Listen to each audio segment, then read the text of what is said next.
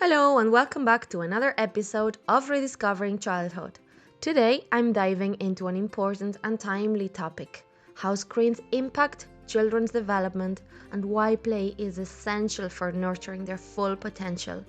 Have you ever wondered how the constant presence of screens might be shaping your child's future?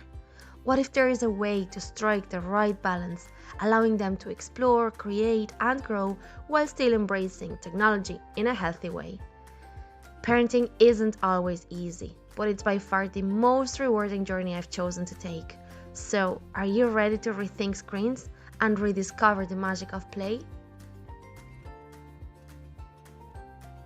There's this headline on the newspaper that children in Ireland get a phone for the first time at the average age of 9. And that's devastating. It's heartbreaking.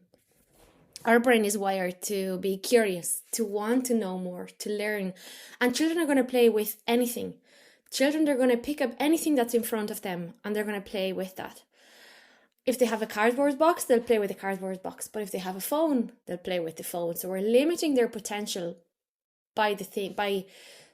We're the ones that decide what we put in front of them. We can't decide what they do, but what we decide what's in their environment. And we have that choice. And as parents, we also have that responsibility.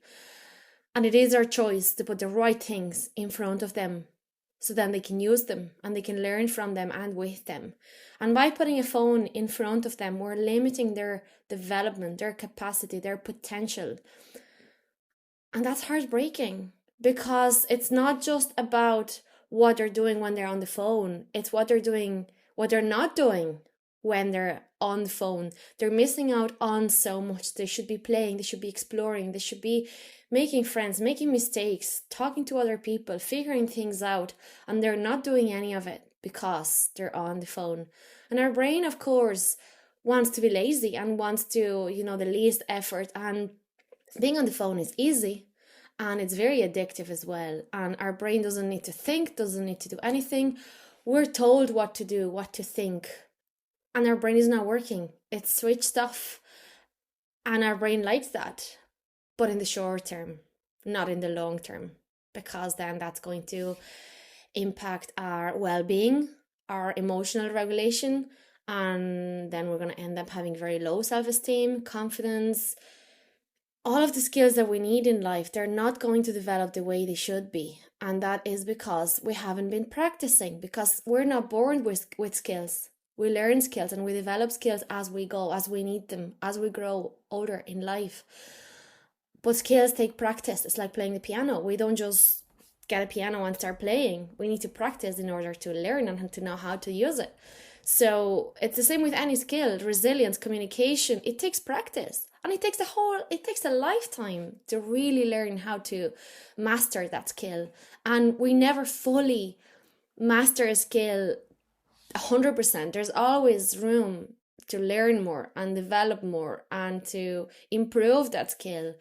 And it is by communicating with other people. And if there is a misunderstanding or there is a conflict with other children when they're playing a game and there is a conflict, it's those moments that really teach our children self-regulation, conflict resolution, critical thinking, resilience, communication, because they need it in that moment. I like to use the example of how I learned English. I learned English in school, or I studied English in school, or we were told things in English in school for, I don't know, maybe 13 years? All primary school, secondary school, yeah, around that. And then when the first time I came to Ireland, I couldn't put a sentence together. And yes, I knew all the colors. Yes, I knew all the fruit. Yes, I knew names of animals, places. Now, don't put it together in a sentence. I could not do that. Not a clue. So not just because we've learned something or we do something means we know how to use it in the real world. So children can be taught so many things, but it is by practice that they get to learn really how to use that in real life, in their real world, in real circumstances and situations. So they're just wired to be curious, to explore the world, to question things. We all know children go through that phase of why this, why that. And that's so important because they don't really care that much about the answers. They're just curious and they want to know more and more and more, and it's endless. And if we kill that by giving them a phone, and we kill all the phases that they're going to go through or they should be going through, that's just lack of potential. That's not down to them, it's down to us, because we're giving them a phone and we're limiting that potential that could be developed, but it's not, because they're on the phones.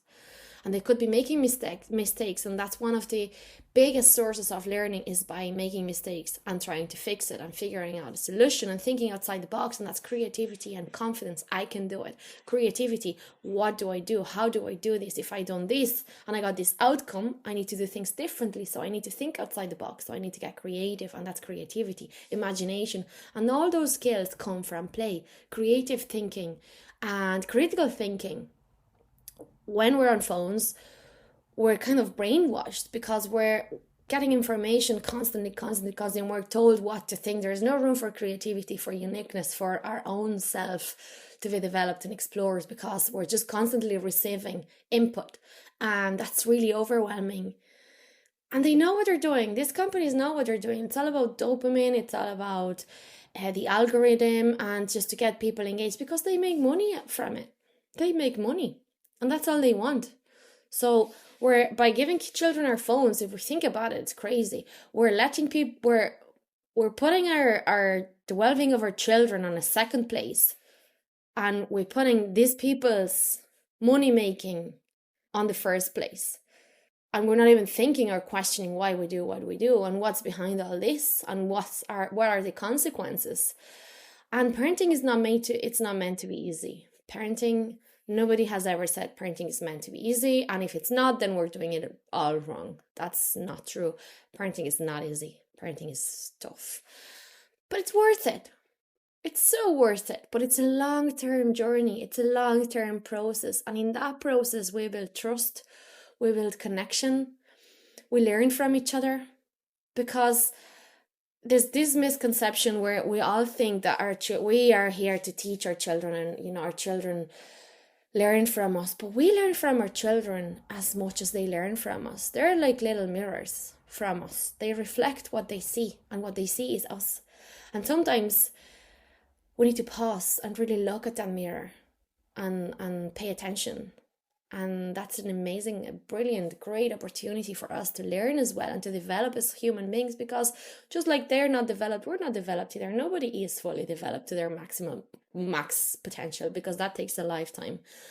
And we need to be willing to learn from them as well. But again, phones are taking that opportunity away from us, and we're losing the connection. We're losing the communication, the learning from each other, the little spark, and it's all becoming so automatic that we're losing control of our own lives. They're not getting to know themselves the way they could and should, and we always have. We can see that because now children, when they reach their teenage years, or the late young adults or older teenagers, and they need to choose, they're in that crossroad where they need to choose the next stage of their life and their careers, and they don't know what to do. And that's a lot of the cases. Some children, they just don't know, because they just don't know. But a lot of cases right now these days is because they haven't explored enough. And through play, children get to explore their skills, their strengths, their weaknesses. They get to explore what they like, what they dislike, and they get to empower themselves to look for motivation, to explore different roles, different jobs. They can play vets, they can play doctors, they can play teachers. And by doing that, they're exploring, oh, that gives me joy. That makes me happy. I love playing mummies and daddies. I love playing teachers. And then eventually they'll become a teacher. And so many of the stories that I've interviewed here and the guests that I've had at the podcast, and I always like to ask, how did your childhood impact your choices as adult? And 90% of the cases, whatever they do, or the career they pick, or their role in life, or their own identity, it's 100% linked with something that happened in childhood so many times, whether because a neighbor was playing an instrument and then they got curious and they became a musician, or because they used to play shops all the time and now eventually they're entrepreneurs and they have their own business and they've had that opportunity to explore. And sometimes there could be so many things. Sometimes we only have one. If we have our whole family, they're all musicians, and we end up being a musician, we'll always wonder, will I end up being a musician had I been born in a different family, in a different reality, different circumstances, where they maybe if they were all lawyers, would I be a lawyer? But if being a musician makes me happy, who cares? It's about having those moments of happiness, taking control of your own life, your own actions and your own decisions and choices in life, and let that guide you through life. We'll never know. There's always going to be a what if. What if I had picked a different career? What if, I always wonder, what if I had gone to a different country instead of coming to Ireland? I came on holidays nearly 14 years ago. What if I had gone to another country? What would I be doing now? Maybe I would be here anyway, because life would have brought me here anyway, regardless of the way of the how.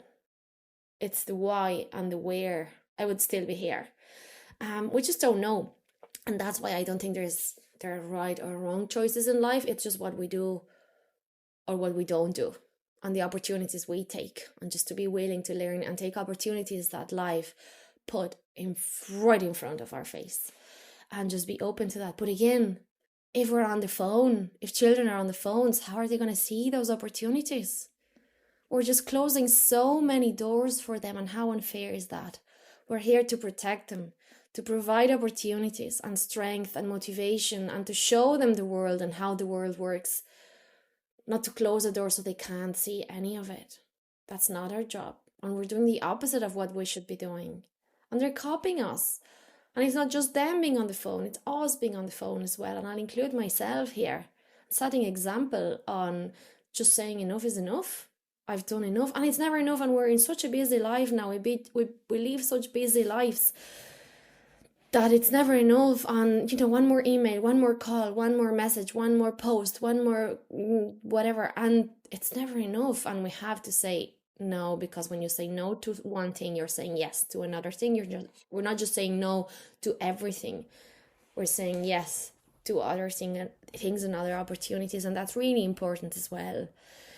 Children learn and understand their emotions. Emotions are so important for our development. We have two intelligences. We have our intelligent brain and we have our intelligent body. And our body is full of emotions, and that never stops growing. That never stops growing. Our brain intelligence reaches the peak, and then it goes down as we age older, but the emotions will keep growing and developing throughout the rest of our life, for the rest of our lives. So it is through experience and through opportunities and activities. And yes, children, sometimes we think that they're not going to remember things.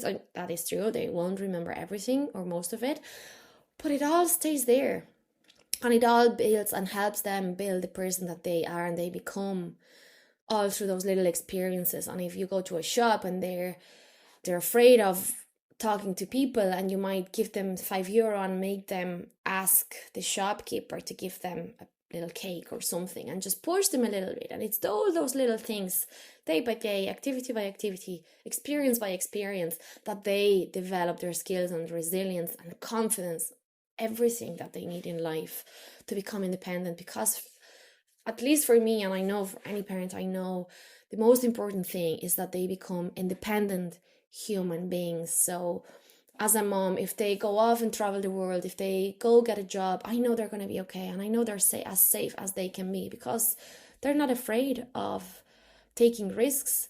They have a plan B and a plan C and a plan D, and they're confident, and they've good self-esteem. And if they're not going to give up easily, and they're going to keep trying, and they're committed, and they can focus and commit to what they want in life, and they know what happiness is, and they know how to build connections, because we're social human beings, and there's no happiness without connection. We can't be on our own for our whole life without connections and be as happy as we can be. That's not possible. We can be content. We can be, if we're a monk or we live in a retreat paradise, or maybe that's the peace that we're looking for, and that's okay.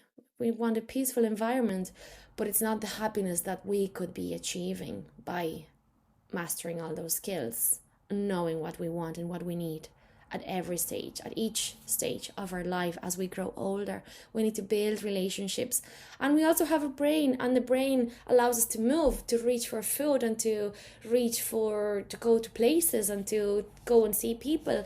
And it's because of our brain that we can move, and it's a necessity. It's not just a luxury, or it's not just, oh, I get to move. I'm not a tree, I can move, I'm a human. But we need to move, and that's what our brain needs, movement. And if we're on the phones, children are not moving, and they're not regulating, and they're becoming dysregulated because of not moving, because of everything that's coming into their brain that's so overwhelming, and they're getting so much in and nothing out. And again, it's all about balance. We can watch TV for a little while, and then go for a little walk, and then come back and play a game, and then we can play bowling on the Nintendo together. And then it's all about balance. I'm not saying no to screens, but just balance and boundaries and setting limits. It is our job. It's not our job to make sure that our children are never angry. It's not our job to make sure that our children never have tantrums, or they never feel sad. They don't live in a bubble. Life is not like that. The problem, if we do that and if we put them in that bubble, is that when we're not there and they experience those feelings, they'll have a panic attack, and they'll be so overwhelmed that they won't want to be here at all. And that's not what we want for our children, because that doesn't prepare them for life. That just prepares them for failure, because they're not going to be able to cope with real life situations. And we all know life is tough. And if we want to prepare our children for life and make sure that they're okay, they need to experience those emotions and situations where things are not easy, but they can see that there is a way out of it. And sometimes we need to express how we feel, and that we feel sad, and that we feel angry, and show them how we deal with that. The other day, I felt really frustrated because we were going to go for a run, and because of something happened, we couldn't go for a run. And I was all mentally prepared for the run. And then we went home, and I felt really disappointed, really frustrated, because it could have been avoided, and we could have actually gone for the run. And I felt really angry. And I did say to my son and my children, I said, like, I'm actually really, really angry right now. I don't want to talk, and I just need a few minutes to myself. I feel really angry, but I'm not smashing things, because that's something that they might do at some stage. Not both. But I showed them that there are other ways of dealing with anger that's not smashing things or breaking things or punching other people. I sit with myself, I express how I feel, I breathe, and I distract myself with other things, and then I'll think about it, or I'll journal about that, about what happened and why it triggered me to be so angry, or if there could be I could maybe be more flexible and set more realistic expectations, and be prepared that things that you expect to happen might not happen always. Just be okay with it. But all emotions are good, all emotions are necessary, and if we feel angry, it's telling us something, and it's telling us something about ourselves. Maybe there is a trigger and there is something we need to work on, or maybe it's keeping us safe. It's something actually dangerous, and it's helping us stay safe, or it's making us helping us make better decisions because of that anger. And we need to listen to it and be okay with it. And as parents, we can't avoid our children to feel those emotions or telling them this is bad. It's all about teaching them how to deal and how to cope and how to react to those emotions. And for them to do that, they need practice. Because if we tell them, if you feel angry, you do this. Okay, when they feel angry, do you think they're going to remember at that time what you told them or how to do it? No, they need practice. And once they've done it so many times, then eventually it'll become automatic, and they won't even need to think about it. It's just how they react when they feel that emotion, because it's connected to their brain, and our brain has connections. It's full of connections, and everything we do, everything we experience, everything we say, everything we see, everything creates more and more and more connections. So the more experiences we have, the more connections we will create. Then we can move into inappropriate content and setting limits, and the importance of knowing what they're watching on the screens. their brain is still not fully developed. So for that reason, they're not going to know everything they see. They're not going to know what's okay and what's not okay. It's our job. It's our job to decide what's okay for them to watch and what's not okay for them to watch or to play with, or what video games they should be playing with. Their brain still can't differentiate reality from fiction. So whatever they see, their brain does not make the difference. They know when they see it, so that's not real, but their brain doesn't. So it gets there. They might have nightmares. They might think it's normal to kill people. They might think it's normal to treat men or women a certain way because of things they've seen. Because when they see it, they're like, okay, that doesn't feel great. But at the same time, it's there, so maybe it's okay to do that.